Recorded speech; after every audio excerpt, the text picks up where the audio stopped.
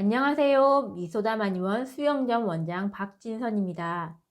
위장병 환자분들이 오셨을 때 현재 복용 중인 약을 꼭 체크합니다. 처방전을 가지고 오는 분도 있고 처방전이 없더라도 약을 가져오면 모양과 색상을 이용해서 어떤 약인지 검색을 해볼 수 있습니다. 어떤 약을 복용하고 있나 살펴보면 가장 많은 것이 위산분비역제제고 그 다음이 수소이온 차단제, 그 다음이 벤조디아제핀 계열의 우울증 약입니다. 그런데 이런 약을 오랜 기간 꾸준히 복용하고 있는 분들이 있습니다. 몇 개월이 아니라 1년 이상, 수년간 꾸준히 복용하고 있는 분들도 꽤 많습니다. 처음에는 아침에 한 번만 복용해도 효과가 있었는데 이제는 한 번으로는 부족해서 아침, 저녁으로 복용하다가 그것마저도 효과가 없어서 너무 속이 아프다면서 찾아오는 분들도 꽤 있습니다. 오늘은 가장 많이 복용하고 있는 PPI에 대해서 간략하게 살펴보고 왜 이런 약을 너무 오래 복용하면 안 되는지에 대해서 이야기를 해볼까 합니다. 위산분비역제제는 위산을 억제하는 작용이 수소이온 차단제보다 훨씬 강력하기 때문에 위염이나 식도염, 위궤양 같은 점막의 염증, 개양 질환에 점점 더 많이 사용되고 있습니다. 좋은 약이고 효과도 강력하기 때문에 점점 많이 사용하는 것 같습니다. 게다가 요즘은 소염 진통제가 더 흔하게 사용되면서 소염 진통제의 부작용인 위염 위궤양에 대한 속쓰림을 예방하기 위한 목적으로 위산분비역제제가 더 자주 사용되는 것 같습니다. 강력하게 산을 억제해주는 작용이 있는 만큼 효과도 강력합니다만 항상 이 강력한 효과를 가지는 약은 다른 부작용을 동반합니다. 이를 알고 몸에 무리가 가지 않는 적정한 기간, 적정한 용량을 사용하는 것은 괜찮지만 부작용을 알지 못하고 너무 오랜 기간, 너무 많은 용량을 복용하는 것은 몸에 다른 문제를 초래하게 됩니다. 지금 복용하고 있는 약 중에서 뭐뭐 조리라고 적혀 있는 약이 있나 살펴보세요. 그러면 대부분 위산분비역제제일 것입니다. 네이버에서 약 이름을 검색해 보세요. 그럼 어떠한 부작용이 있는지 조심해야 하는 경우에 대한 설명이 있습니다. 그 중에서 몇 가지 공통적인 내용에 대해서 말씀을 드리겠습니다. 위산분비역제제를 장기간 복용하는 경우 골다공증의 위험이 있습니다.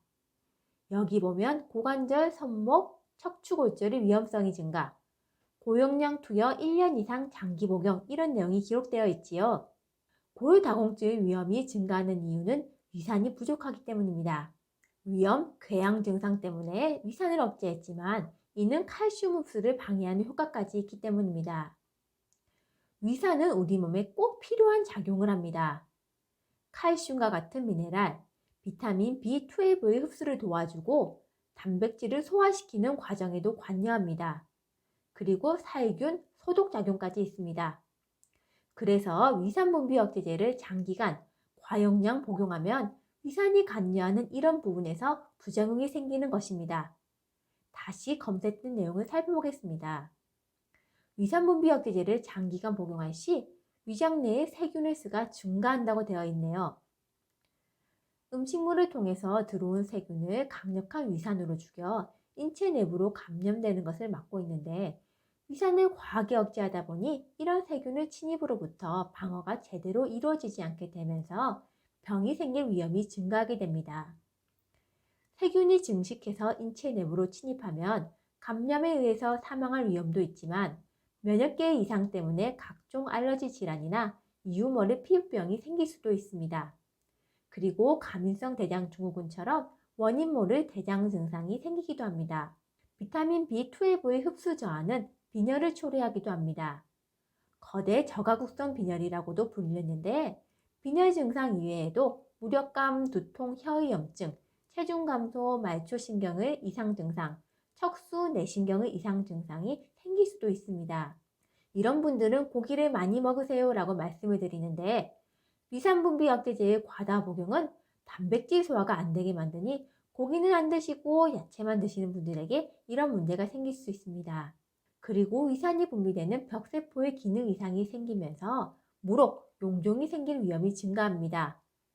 음식물이 들어오면 몸에서는 위산을 분비하라는 신호를 보내게 되고 위산분비역제제를 복용해서 위산을 억제하라는 신호까지 같이 보내니 위산을 분비하는 세포에 이상이 생길 위험이 증가하는데 그것이 무록으로 나타납니다. 그래서 위산 분비 억제제를 장기간 복용한 분들은 위내시경 검사를 했을 때 무록이 관찰될 확률이 높습니다. 위산은 너무 많아도 문제고 부족해도 문제입니다. 최근 위산 분비 억제제가 흔하게 사용되면서 위산 부족에 의해서 발생하는 문제가 점점 증가하고 있기 때문에 이런 부분을 강조해서 말씀을 드리는 것입니다. 위산이 과해서 생기는 증상이 속쓰림, 자결감, 명치통증 등의 위염, 위궤양, 식도염 관련 증상입니다. 이런 증상들로 불편함이 있어서 위산 분비 억제제를 복용하더라도 너무 과하게 장기간 복용하지 않도록 주의해 주세요. 자체적으로 약을 복용하는 것을 중단하라는 뜻은 아닙니다. 적극적으로 빨리 병이 나을 수 있도록 치료를 하고 다시 재발하지 않도록 식습관을 교정해 주세요. 그리고 점막의 염증을 악화시킬 수 있는 소염 진통제나 아스피린 같은 약을 복용하는 것을 신중하게 해주세요. 위장약 먹으면 금방 나으니 안심하고 식습관을 교정하지 않는다면 또다시 위염 식도염이 재발하고 다시 위산분비억제제를 복용해도 잘 치료되지 않고 후유증이 남는 분들을 많이 봅니다. 그리고 이렇게 자주 재발해서 심해진 상태일 때에는 약을 복용해도 빠르게 호전되지 않는 분들이 한의원을 찾아옵니다. 상태가 이렇게 심해지기 전에 다른 치료 방법을 찾아봤으면 하는 바람에서 이런 글과 영상을 남겨봅니다.